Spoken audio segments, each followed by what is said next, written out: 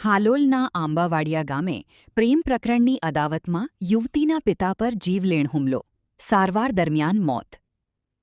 હાલોલ તાલુકાના આંબાવાડિયા ગામે જૂના પ્રેમ પ્રકરણની અદાવતમાં યુવતીના પિતા અને ભાઈ પર જીવલેણ હુમલો થયો હોવાનો આક્ષેપ કરવામાં આવ્યો છે.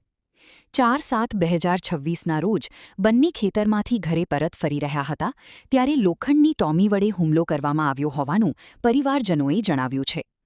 ગંભીર રીતે ઇજાગ્રસ્ત બંનેને 108 એમ્બ્યુલન્સ મારફતે હાલોલ રેફરલ હોસ્પિટલ અને ત્યારબાદ વધુ સારવાર માટે વડોદરા સિવિલ હોસ્પિટલ ખસેડવામાં આવ્યા હતા.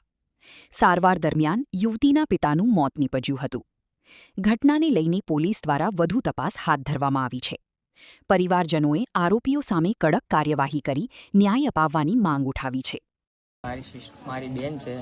મારી બેનને છેલ્લા 1 વર્ષથી વિપુલ કુમાર કનૈયાલાલ એ છેલ્લા 1 વર્ષથી હેરાન કરતો હતો કે મારી જોડે રિલેશનશીપ રાખ, મારી જોડે સંબંધ બાંધ, નહીં તો હું તને તારા ભાઈને અને તારા પપ્પાને હું જાનથી મારી નાખીશ, એવું વારંવાર કહેતો હતો.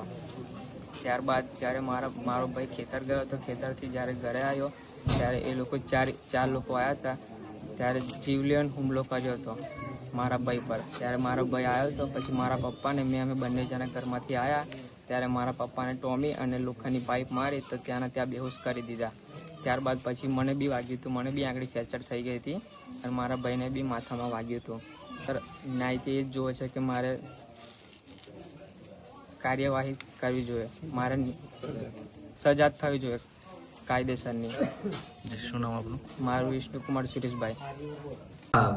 ગઈ 4/7 ના રોજ આંબાવાડિયા ગામમાં સાંજના સામે આ ગામના જે ફરિયાદી છે વિપુલભાઈ સુરેશભાઈ પરમાર, તેઓએ એવી ફરિયાદ આપેલી કે તેમના પપ્પા અને જે એમના ભાઈ વિષ્ણુભાઈ છે એમને સામાવાળા જે આરોપીઓ છે એઓએ એમના બેન જે જ્યોતિકા ફરિયાદીની બેન છે એના જોડે આ કામનો આરોપી વિપુલ છે એને પ્રેમ સંબંધ છે એવું જે તે વખતે એક ફોન પકડાયેલો મોબાઈલનો, એના આધારે ખ્યાલ આવેલો અને એ બાબતે લગભગ થોડા દિવસો પહેલાં બોલાચાલી થયેલી હતી, જેની અદાવત રાખી અને આ કામના આરોપીઓએ જે મરણ જનાર છે એમના ઘરે જઈને એવું કીધેલું કે તમે છોકરીનું અમારા માથે કેમ નાખો છો.